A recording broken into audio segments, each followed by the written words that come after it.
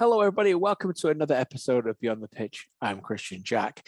On this episode, I am joined by Vancouver Whitecaps and current Canadian men's national team goalkeeper, Maxime Crepeau. Now, you may well be listening to this on the drive down or the ride in the train to the Canadian men's national team game tonight. In fact, as we broadcast this on Thursday, they are getting ready to take on Honduras at BMO Field. It is a perfect guide for you, as is the first three episodes this week. Number 3, Jonathan Osorio. Number 2, Alistair Johnston. And my debut episode on Beyond the Pitch with the Canadian men's national team on Monday, Richie Larea. However, if you are listening to this after that game happened, it is also fine. Much like all the other interviews, they give you a fascinating insight into the player himself, what it's like inside the national camp, and also with Max, a candid interview into what it's like now being a father, his recovery from a serious injury last season within Major League Soccer, coming away from MLS into the international bubble with his team relatively playing very well in MLS, considering the unbeaten run that they're on as well. And also the camaraderie that it takes to mold this group together. Once again, a familiar theme that we've heard on the show. I also had to ask him about that reaction and what he had at the end of the Mexico game after Mexico scored in the game and in a tournament where Max was ever present for Canada. So coming up here Beyond the Pitch with Maxime Crepeau. Max, great to see you. Always a pleasure to join you in these conversations. How's 2021 been for you? I know a new addition at home as a father and back playing in Canada. Things must be well. Yes, it's busy, but a great year. So everything has been good, a lot of football, and obviously at home, everything is as well. Our daughter is growing and almost 3 months now. So it's going really, really fast. Congratulations to you and Christina and baby Lydia. That's exciting. 3 months. 3 months. That's you taking pictures every day or what to get to try to show their progress? Yeah, almost. It is what it is with with both of our parents back in Montreal as well. A lot of pictures, a lot of videos. Of course, we were lucky enough to have them over to Salt Lake and then here in Vancouver as well. So the family has been great because they traveled and came here to see their granddaughter. So it's been nice. Oh, that's lovely. Olivia looks like a darling. Listen, time away was a long time, was it not? I mean, obviously going back to last year, and then you guys were the last team back in Canada as well. Finally back. We're going to get into the Canadian World Cup qualifiers in a minute, which is so exciting as well. But what's it like to be back and just have that kind of relief, knowing that you don't have to go away again from loved ones, from areas that you're just familiar with? Yes, correct. It's been quite a ride, since March 2020, got suspended, and Orlando, Portland, Salt Lake. There's a lot of things that add on. So there's a lot of excitement coming back to BC Place, just to train and to be allowed in our building, to be in our facility on a daily basis is a big difference. And you're not on a foreign ground and not in your facility. So to be fair, it's been great, and finding our fans back this weekend was big for us as well. It was a reunion after a year and a half, and we saw Toronto, we saw Montreal playing with home games and with their fans, so we were looking forward to it. You got fans back and you've got your form back. The team is in really good shape at the moment, on a great run. When you leave your team like that and you go to an international break that's coming up, what's it like when you know that the team's in a better shape? Because I know sometimes it's harder to leave a team and they have to play when when things aren't so well. This must feel better as you get set to play with Canada, to know that things are going well with the Whitecaps. Yeah, it does feel good. Actually things started to be well when Cava and I left for Gold Cup.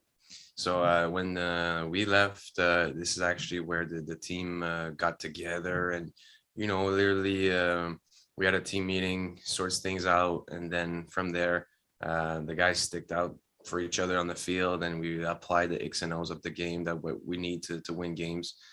So we went back to basics basically, and since then it's been in a good form of games, but we got to look forward and not sit on those games, because we're not in a position that we still want. We're still in the playoff fight in the West. 6 or 7 points. There's like 5-6 teams that are fighting.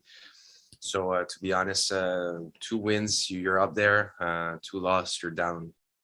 Max, how are you feeling personally at the moment? Because I mean, maybe you can take some of our listeners and viewers back to last year. You get that really bad injury, and that's a massive setback for you. What was it like in terms of mentality getting through that? And now where you've got a real stretch of games where obviously you were number one for your club for a while, but also during the Gold Cup where you were just given the goal in the net and there was no rotation. That must have been big for you. Yeah, I feel good. It's all about momentum at one point. It's all about momentum. After my injury, I knew back in January that I was over the injury. My body was fine. My hand was fine. My thumb is solid. So I have no problem with that. And the mental barrier was broken back in January. I knew it was over. So I just had to focus on getting my rhythm back and getting my momentum back, which comes with games, obviously. And to be honest, you just gotta ramp up the level every single game. You gotta eliminate those little mistakes and give your team a chance to win the games that you think you'll draw, and draw the games you see it as a loss, right?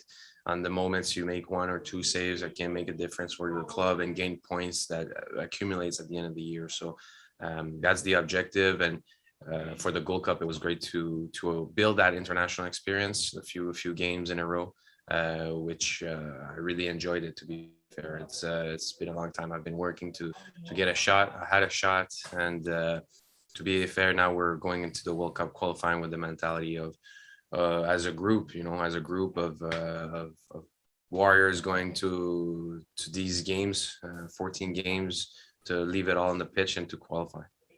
I get that feeling, Max, talking to some of your Canadian teammates, and I'm not inside the camp, but when I get a little bit of a peek into it, that there's that belief that this is not like a pipe dream, right? This World Cup, we believe we can do it. We believe we're going to get there. They're not hiding behind it. We might get there. That's the feeling that I get.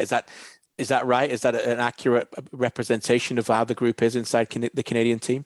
Yes, it is. The mindset is straightforward. We need to qualify. There's 3.5 spots in CONCACAF, and we'll be our mindset is to be in the top three, and not even be in the half spot that needs to play a playoff game somewhere against another team. Our mentality is to, after a certain amount of games, to be in that top three and to say, all right, we did it, and then we have to focus on Qatar. But it's going to be a ride. It's going to be a journey. 14 games, condensed windows with home and away games. Everyone will need to contribute and to step up when we needed to. And it also feels like a real genuine camaraderie that, I would imagine that everybody, you're not best friends with everybody, but this seems like an enormous amount of togetherness within that group. Everyone's got different personalities and different ages. It is a young group, but I would imagine it feels real. Yes. That like, as John Herman calls, a band of brothers. Yeah. Honestly, it is real. There's no BS around this group. There's no fakeness around this group either. What you see is what you get, and this is how tight this group is. And to be tight, you need to live these emotions. Some wins, some losses, collectively and personal as well. Some stuff happened in life, and you're there for your guys. You're in camp, and something happens, good or bad, for an individual, where you're there for that person. And over the past 3-4 years, this is what happened with this group. This group has been together and cares for each other genuinely. So obviously you're getting more recognition because of the stars internationally, like Alfonso and Jonathan and Kyle. What's it like training against them? Take us into that when you're facing these shots, because I'm only getting better if I take better quality shots. Honestly, I'm just getting better. So no, the training has been a high quality, and it's something that as a goalkeeper I embrace. I know the level of the MLS. I know the league. I know the type of strikers and action I can receive. But when you go away and you get into a camp and you have Fonzo, you have Jono, you have Cal, and this is the top guys that you're facing shots. And then there's a lot of guys as well that we didn't mention, but they're good finishers. They're good crossers, good finishers. So it really challenges you to be the best at training, and have a little challenge to say, all right, if you score a goal, you're up 1-0, and then if I save, it's 1-1. And so there's a lot of of pushing each other in training, and it's been good to see what's the little difference in between the top 5 leagues in Europe and the daily work that I see here. Fascinating stuff. You mentioned it earlier. Let's get into it a little bit more. You were given the gloves, you were given the net, 5 games in a row in the Gold Cup, and what a Gold Cup it was. We'll get to the team in a second, but personally, getting to play teams like the US, defeating Costa Rica, and I know, which was a good thing, that wasn't necessarily a busy game for you, by the way.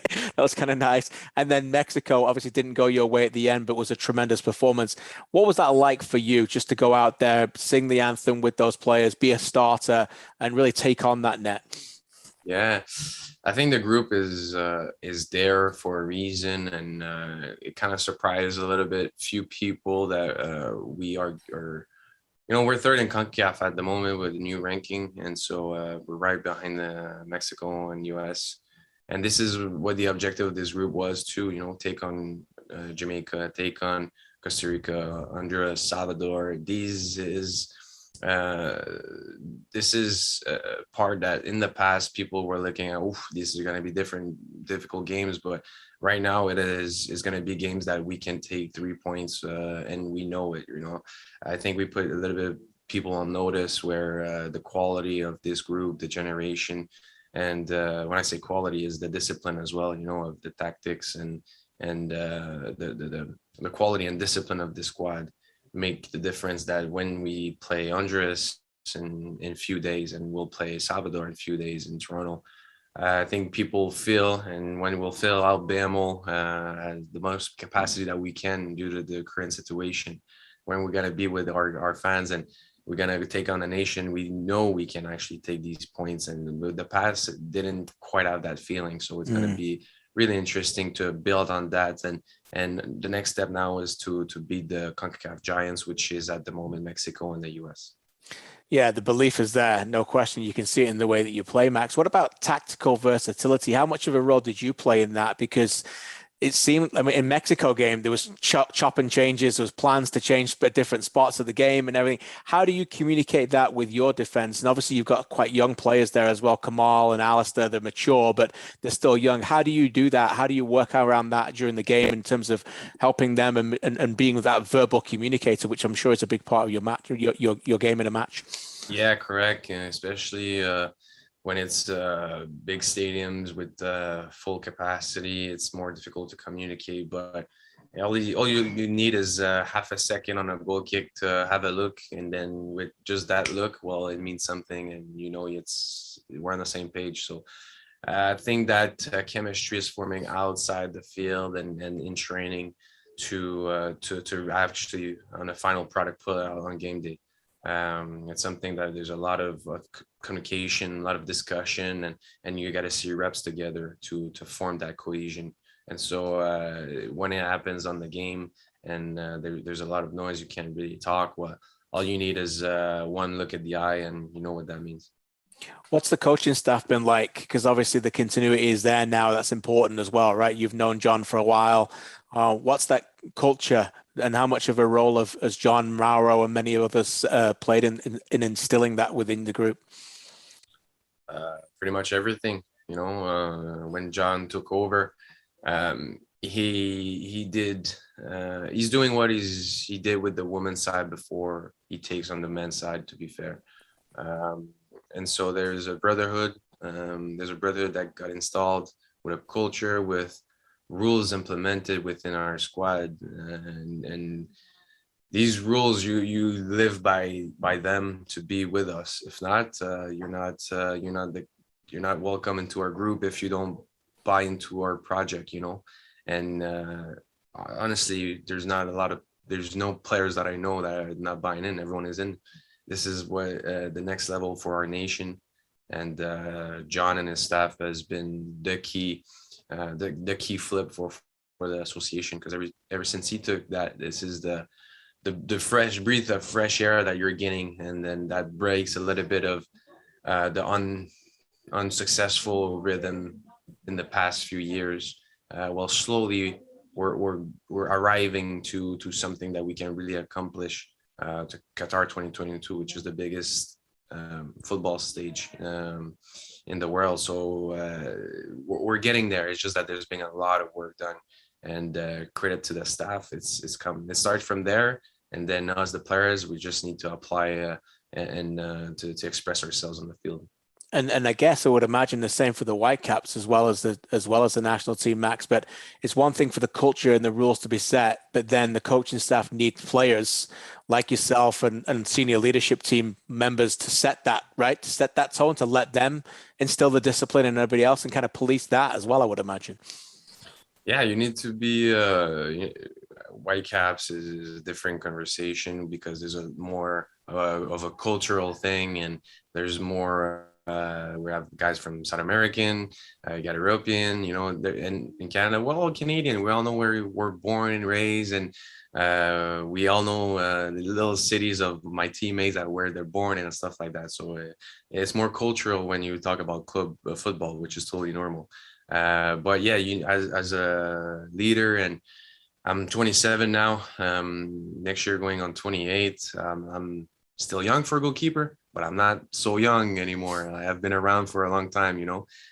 So I need to really show the way to my Whitecaps teammates and to my national team teammates. All right, this is Max. He's getting the best of himself every single day on and off the field to reach higher goals, you know, club or selection level, honestly. And so I need to lead the way for them to follow me, because at the end of the day, I just want to win for both teams. Last couple more for you. You've been great with your time. The United States in Nashville doesn't get much better, does it? I mean, you've kind of had some matchups with them already. I know obviously that goal after 20 seconds is pretty difficult to swallow, but after that, I mean, the team just had an outstanding performance with them. And I know the Nations League one went well, one necessarily didn't, but I'd imagine you don't need many rah-rah speeches to get up for a game like that. No, you're right. You're right. You know, we've been closing that gap where my first senior cap was in Carlson against the States under Benito. If I'm wrong, correct me if I'm wrong. I think it was Benito, and we lost 1-0 to this game. Jose Altidore scored 88th minute, and it was a heavy game where we wave by wave of attack. We were getting attacked and under pressure, and this is a few years ago, and then now we play them, and the narrative of the game is completely different. It's a head-to-head game, and both teams are going at each other. And even in the last game that we played, we did concede in the first 20. The first 15 was difficult. We were under a lot of pressure, not gonna lie. But after that, we have this game for 75 minutes. Like they didn't do anything, and we hurt them for 75 minutes. So the narrative is changing a little bit, you know, and both teams know. I think it's unfair to say that the U.S. is not afraid or concerned of us. I think it's a lie. I think they know exactly that we are coming for them, to be honest. And all the guys on the men's national team believe that we can beat the U.S., we can beat Mexico. And now it's about, yes, there's a lot of talk, a lot of energy and hype around this team with reasons. But now it's about getting these wins against these nations, right? Because, and we're talking about these nations, but we're talking about Jamaica as well away, Honduras away, Salvador away, getting into these stadiums and getting these wins. Now it's time to do it, because if we do it, well, we really deserve to be in Qatar in 2022. Yeah, no question. You mentioned Mexico and the shenanigans at the end. I've known you for some time, and you're as soft-spoken as you can come, but you were fired up at the end of that game, mate. Fired up. And, you know, I guess it just goes to show you that they were on the ropes against you, right? If they're resorting to things like that, they were rattled. Yeah, there's no smoke without a fire. There's no smoke without a fire. And so in this game, it was head-to-head all game. You know, they were coming at us. We came at them. There was a lot of emotions, a lot of build-up around the game as well. And then after that, it's emotions. It's football. It happens. Yeah, and then when it's all over, you guys are in that circle and you're talking. Is that moment when you, as a group, you just kind of say, okay, there's a disappointment, it stings, and I'm sure it takes a while to get over it, but can you quickly at that moment still say, take positives from what was an outstanding performance? Can you do it that quickly as a professional athlete? Does it come a little bit later? 100% body and soul. It comes a little bit later because it's so raw at the moment that I don't think you can do it 100% at the moment. But a few days later, when you watch back the game and then the dust falls a little bit, well, this is when you realize you don't even have to say it with your teammates. You just know. There's in the meal room after the game, there's that feeling of the team that says we don't need to say the words. We're right there. And every time we suffer a loss with the national team, which is 80 in the Gold Cup previously, Mexico in this Gold Cup, or the US in November in Florida last year. I think it's just about these little moments we get together and say, all right, we'll be back and this is going to make us stronger. And so that's something that happens when we get defeat. It's a good way to end it, Max. This has been a fantastic conversation. Thanks for the insight into Canada. I can't wish you all the luck. You've been an outstanding pillar for the Whitecaps, a great leader, a great man, and now a father as well. So all the best for this World Cup qualifiers. It's a pleasure to see you put that Canada shirt on and continue to emerge as being a real star for that team. And again, thanks so much for your time here. Thank you very much. And always a pleasure. Always a pleasure indeed. What a wonderful man, a great gentleman of the game, and a pleasure to have him on the show. Can't thank Maxime Crepeau and the Whitecaps enough as we sat down just before he went on international duty when he was with the Whitecaps. As I mentioned off the top, just number 4 in this week's episode series with the Beyond the Pitch Canadian players. Richie Larea, number 1, Alistair Johnston on Tuesday, Jonathan Osorio on Thursday, Maxime Crepeau today, and tomorrow as we get set to preview an enormous game against the United States in the CONCACAF World Cup qualifying match day 2. As that's right, Canada board a plane to Nashville. They will play the United States on Sunday night, and you can join us as we will recap that live on a podcast after the game on Sunday as well. And tomorrow we will talk to Samuel Piette about his journey to the Canadian men's national team, also like Maxime Crepeau, being from Quebec and also becoming a new father. And we get really into that rivalry with the United States. That is a chat you will not want to miss as well on Beyond the Pitch. Thank you. Honestly, from the bottom of our hearts, this team that is working really well here on Beyond the Pitch, thank you. And we see all of the comments on YouTube and, of course, on social media. It's great to see so many people connecting with the show and really enjoying it and really being an ability to really showcase these professional players and getting more out there as more people continue to watch this Canadian men's national team. It is a great journey that we're on and we're all enjoying it from the start. It's going to be fantastic to see how it progresses through to March and the 14th and final World Cup qualifier, and we'll be able to see who is going to book their tickets to Qatar. In the meantime, I hope you enjoyed the game tonight. If you are listening to this on Thursday, I know you will. Continue to enjoy the matches all over the world. Take care of each other. Stay safe. God bless. And we'll chat again soon.